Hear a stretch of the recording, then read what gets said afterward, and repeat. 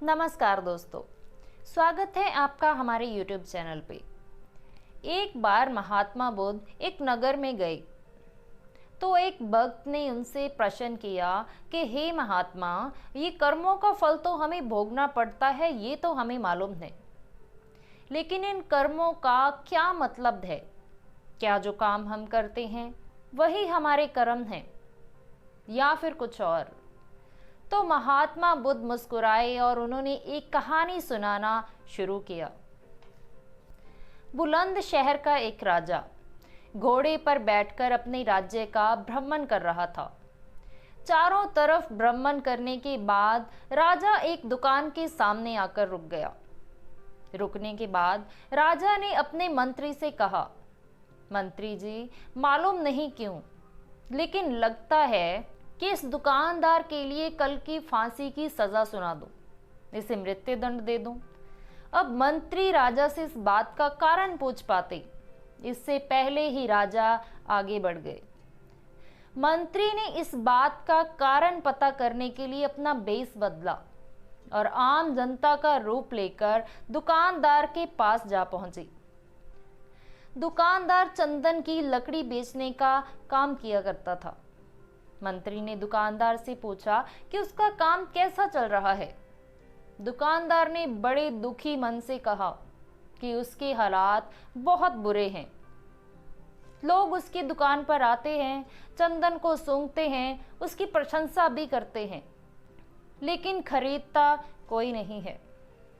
मैं सिर्फ इसी इंतजार में बैठा हूं कि कब हमारे राज्य के राजा की मृत्यु हो और उनके दाह संस्कार में मुझसे बहुत सारी चंदन की लकड़ी खरीदी जाए और फिर शायद मेरे व्यापार में बढ़ोतरी भी हो जाए। मंत्री को सारी बात समझ में आ गई कि यही तो नकारात्मक विचार हैं जिसने राजा के मन को भी नकारात्मक कर दिया। मंत्री बड़ा ही बुद्धिमान था। उसने सोचा कि क्यों ना मैं दुकानदार से थोड़ी सी चंदन की लकड़ियां खरीद लूं। दुकानदार भी ये बात सुनकर बड़ा खुश हुआ।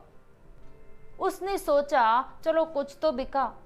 दुकानदार ने चंदन की लकड़ी को कागज में लपेटा और अच्छी तरह से पैकिंग करके लकड़ियां मंत्री को दे दी। मंत्री अगली सुबह चंदन की लकड़ी लेकर राजा के दरबार में पहुंचे और राजा से कहा कि हे महाराज, ये जो दुकानदार है उसने आपके लिए तोहफे में ये चंदन की लकड़ी भेजी है। ये सुनते ही राजा बड़ा ही खुश हुआ और मन ही मन सोचने लगा कि मैं तो बेकार में ही उस दुकानदार के बारे में गलत सोचे जा रहा था। राजा ने चंदन की लकड़ी को हाथ में लिया और उसे सूंघने लगे। उसमें से बहुत अच्छी सुगंध आ रही थी। इसी बात से राजा ने खुश होकर दुकानदार के लिए मंत्री के हाथों सोने के सिक्के भिजवाए। मंत्री फिर से आम जनता का रूप लेकर सोने के सिक्कों के साथ दुकान पर पहुंच गए। सोने के सिक्के पाकर दुकानदार बड़ा ही खुश हुआ और सोचने लगा कि मैं तो राजा के लिए इतनी गलत बातें सोच रहा था। राजा तो बड़े ही दयालु हैं। ये कहानी जब खत्म हुई तो गौतम बुद्ध ने अपने शिष्यों से पूछा कि अब आप बताएं कि कर्म क्या है।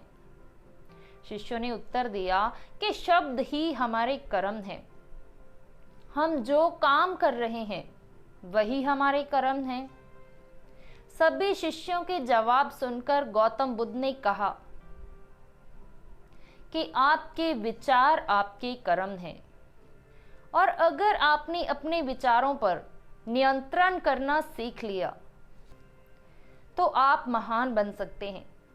तो दोस्तों, कैसी लगी आज की ये कहानी? अगर अच्छी लगी हो तो एक लाइक करना और इस वीडियो को शेयर करना बिल्कुल ना भूलें, ताकि आपके चाहने वाले भी इस कहानी को सुन सकें। तो हम लेते हैं आपसे विदा और मिलते हैं आपसे अगली वीडियो में।